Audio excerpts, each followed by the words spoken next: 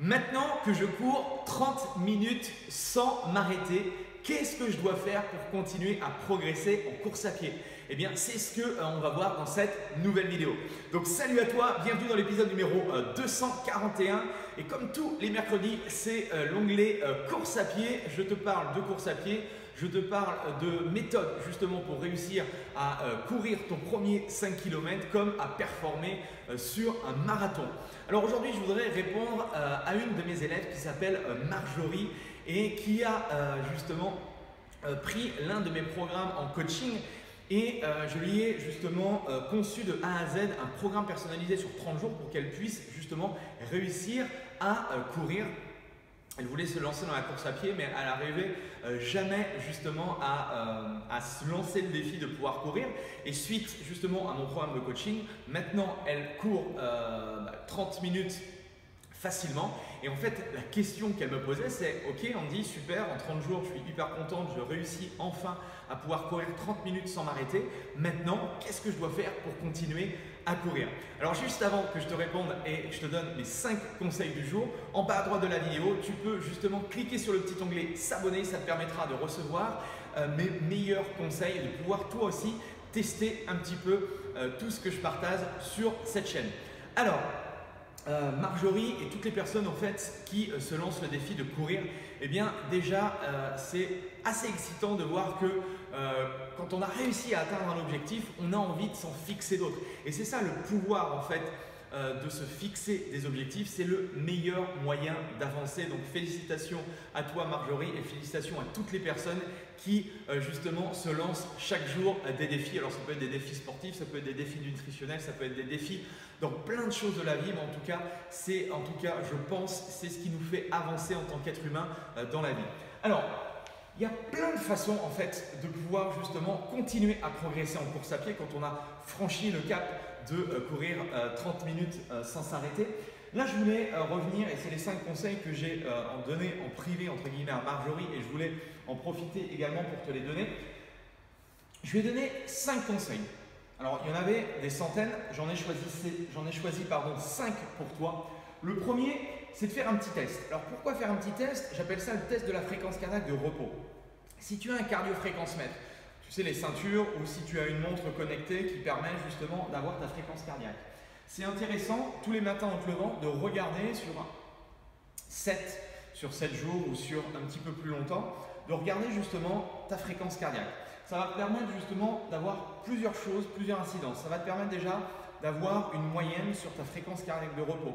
Tu sais que plus ta fréquence cardiaque de repos est basse, d'accord, plus c'est intéressant au niveau de ton cœur parce qu'il ne se fatigue pas. Donc ça aussi, c'est un bon moyen. C'est aussi, le deuxième, c'est un bon moyen de savoir si par exemple, tu sais que ta fréquence cardiaque de repos, elle est à 65, eh bien si tu fais ça sur 7 jours et tu t'aperçois que ta fréquence elle est à 70 ou 72, eh bien c'est peut-être que tu es fatigué, peut-être que tu dors pas assez, peut-être que tu t'entraînes trop. Donc c'est un précurseur entre guillemets du surentraînement.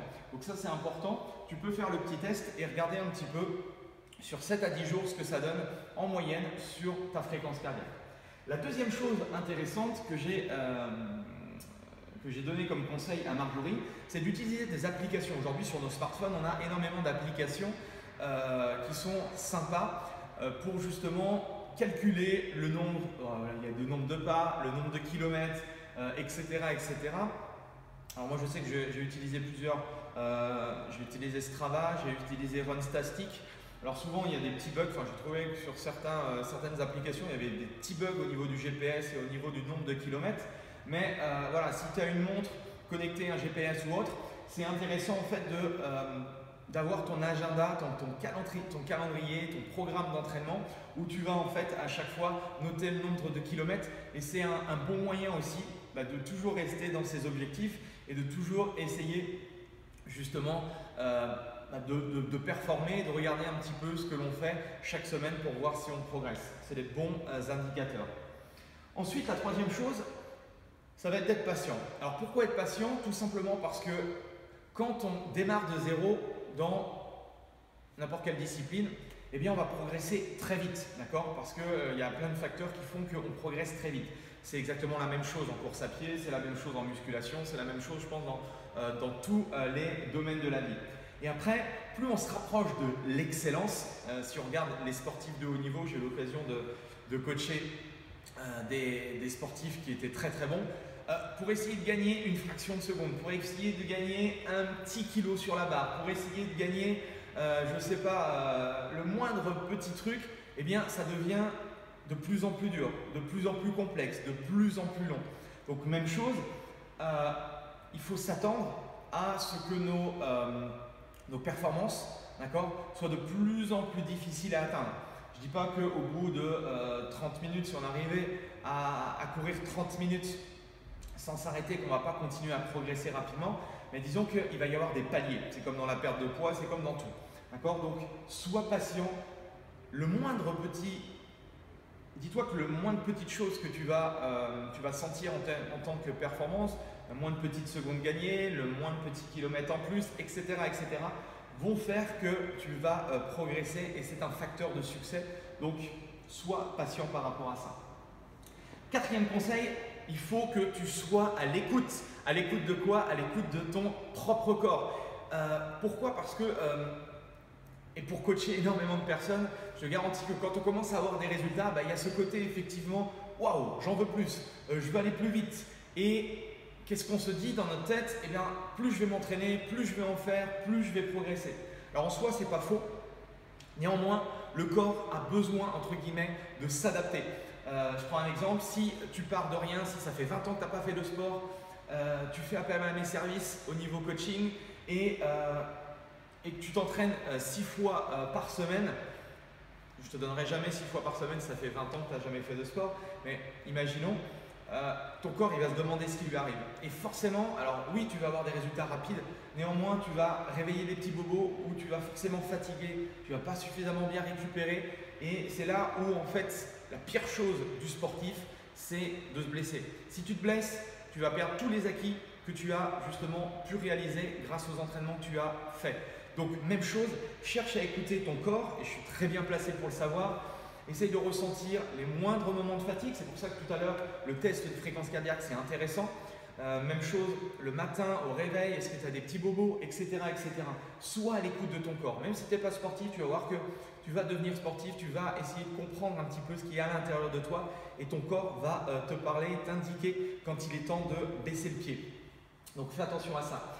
Et la cinquième et dernière chose, le conseil du coach, eh bien, essaye d'avoir un plan d'entraînement qui est personnalisé. Je sais que sur Google, sur Internet, il y a plein de programmes d'entraînement, il y a plein de sportifs qui te donnent leur programme.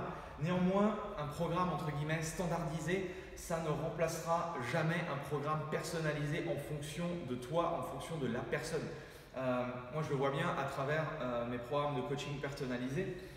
Eh bien, là, l'idée, c'est de prendre en compte les antécédents sportifs, les antécédents médicaux, bref, il y a tout un tas de paramètres qui font que le summum en termes de plan d'entraînement, c'est d'avoir son propre programme d'entraînement.